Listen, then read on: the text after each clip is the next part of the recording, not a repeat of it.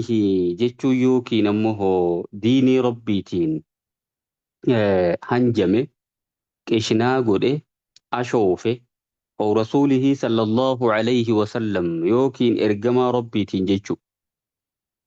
Wanni kun akkamii gara aqiidaatiin murtiin sii kam? Aljawaab deebisaa gaafii kanaa man sakhira bishay'in min dhaalika namni hanjamaa godhe yookiin qishnaa godhe waan olitti dubbatame sanirraa woomatee wayiitiin faxukmuhu murtiin nama sanii annahu kaafirun inni suni kaafira mormaadha. qaala tacaalaa rabbii ol tahee je'e qul abillaahi wa aayaatihi wa rasuulihi kuntum tastahzi'uun.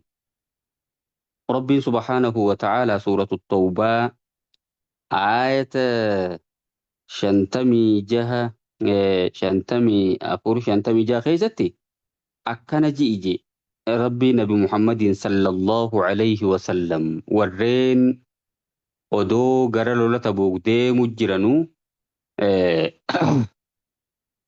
ergamaa fi sallallahu alayhi wasallam saawota isaanii muslimtoota sanitti ashoofan. qul je'iini abillaahi jechuunsa allahaa fi wa aayaatihi aayatoota qur'aana rabbiitii fi wa rasuulihi ergamaa rabbiitiin kuntum tastahzi'uuna jechuuni karaa gabaabsattanii ji'iini sanitti ashooftanii saniin hanjamaa gootanii ji'iini jechuun. Emma isaaniitiitu jara munaafiqtootaa jechuun ma ra'aynaa mithla qurraa'inaa haa'ulaa'i ja'an warra akka darasoota keenya kana ergamaa fi saabota faa baananii jechuun. Argaba buxuunan jechuun warra garaa bal'atu yaan. Hoggaa aduu walit dhufe lugna ummata akkanaa takkaan agarree jedhan. Dubbiin tun jalaa himamnaane lakkii nuti harumaan gabaabsanne waanuma namni imaltuu seenu deemutti seenutti seenne malee waa gartee qalbiitti gooneetii miti jedhan. Sanimma qul abillaahi wa aayaatihi wa rasuulihi kuntum tastahzi'uuna isaan kanatti ashooftanii jechuu. Kuni waan taphataniini kanaani karaa gabaabsattanii laa ta'tadhiru sababii dhiyeeffatuun baddinaa uzrii himatuun baddinaa je'ini qad kafartum dhugumatti kafartanii ba'da iimaanikum eega amanuu keeysaniitti kafartanii jirtanii ji'iinii jedhe.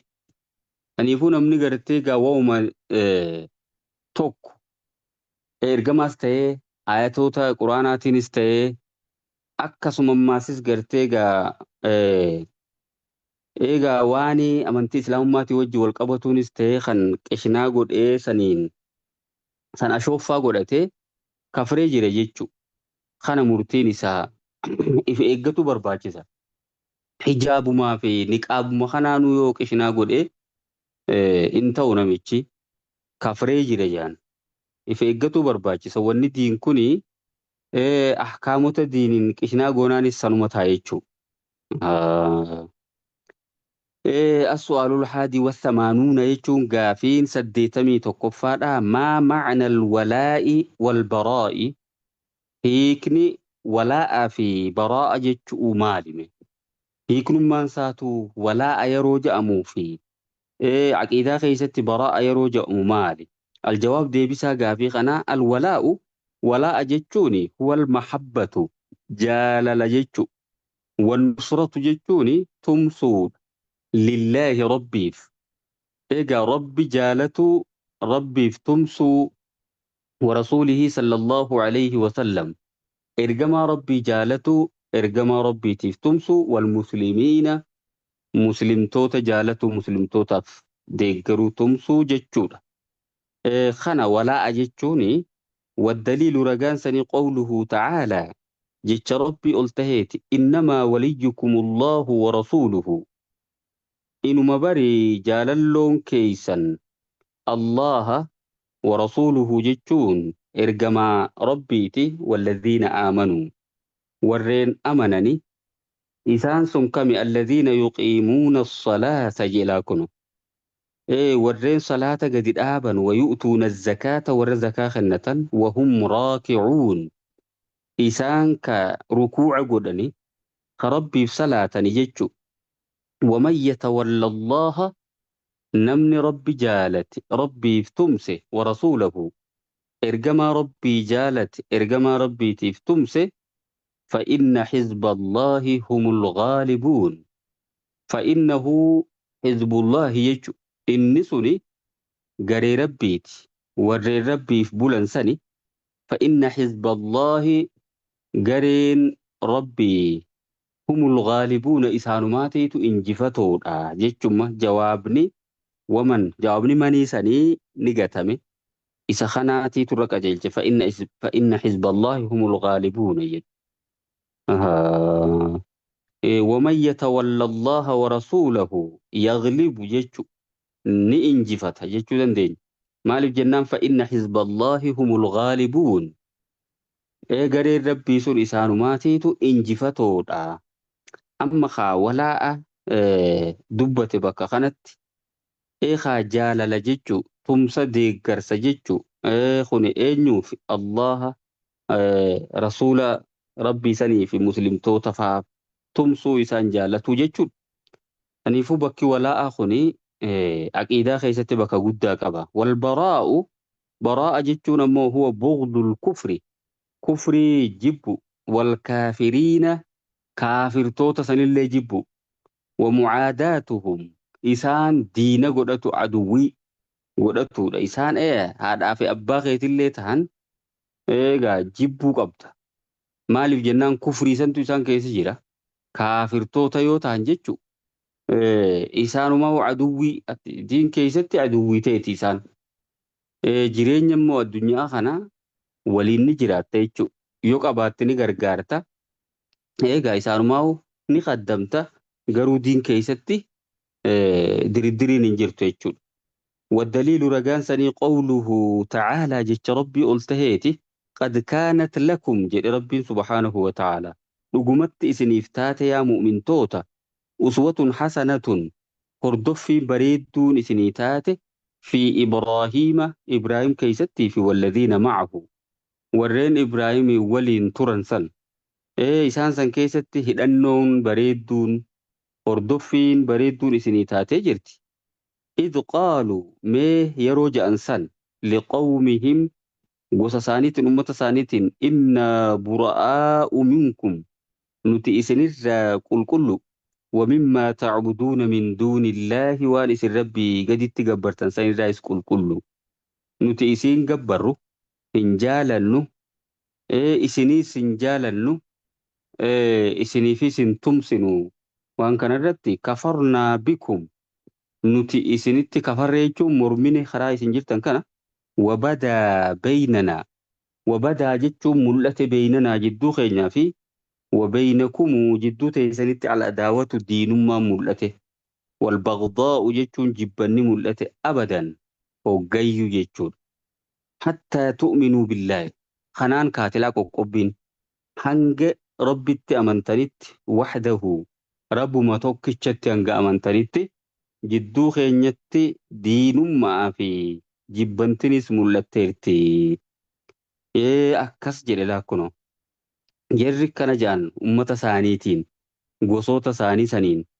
Kanaafuu laqad kaana lakum isiniif tahe jedhe laakkuno rabbiin qad kaanat lakum uswatun hasanatun jeekuno. Kana keessatti hordoffii bareedduun Ibraahimii fi warra isaa waliin ture. Kan isaan gosa isaaniitiin akkas jedhan san ummata isaaniitiin akkas jedhan san kee. Kanaafuu atis ijjannoon tee tana ta'uu qabdii jechuu aqiidaa keessatti baraa inni bakka guddaa qaba jechaadha. As-su'aalu thaanii wathamanuuna gaafiin 82 maa xukumu tahni'atil kuffaari maali murtiin kaafirtoota eeybisuudha. Bagattiin si geeyyatte eeybifta gammachiifta bi'acyaadihim ayyaanota isaaniitiin ciida isaanii guyyaa ayyaana isaanii mithlu ciidil kirismas jechuun akka ayyaana dhaloota ciisaa dhasan Iyesuus Kiristoos jedhanimma isaan kirismas jedhanii isa kana dhaloota isaasan mawlida isaasan kabaju ati kana bagattiin si ga'e jechuuniin akkami. Fakkeenyaaf amma kirismasii isaanii amma du'aa ka'uufaa jedhan isaan ga'a. Ayyaana hedduu qaban. Feestivaala hedduu qaban. murtiin si kamii aljawaab deebisaa gaafii kana qaala sheekhu ibnu Cuthaymiin Muhammad Saalix ibnu Cuthaymiin ni jedhe rahimahullahu rabbi rahmataa godhuufi.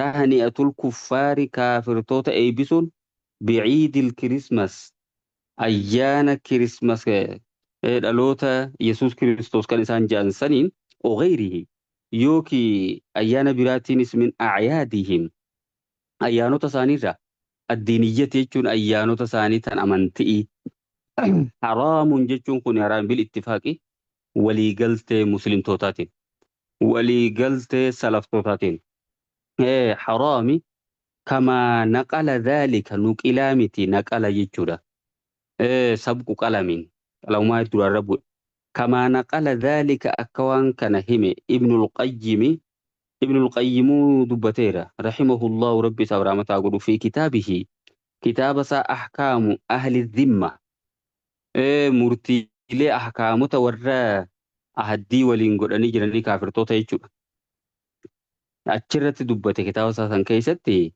كفئ ونكون حرامته فتاوى ابن عثيمين فتاوى عثيمين كيست لالة ديسا مجلدة سدي fuula 44 irratti jaagaa'e saniifuu ayyaanota amantii kaafiraatiin kaafirtoota eebbisuun hin ta'u jechuudha.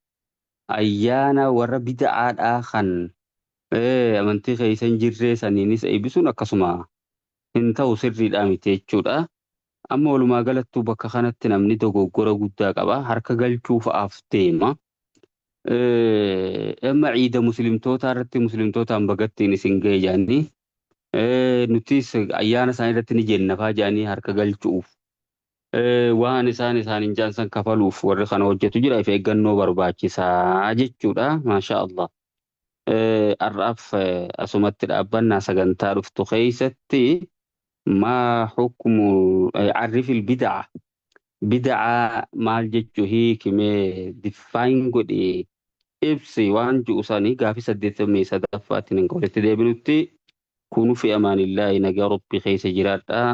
Assalaamu alaykum wa rahmatullaahi wa barakaatuh. وعليكم السلام ورحمة الله وبركاته. جزاكم الله خيرا أستاذ كينيا. رب الدنيا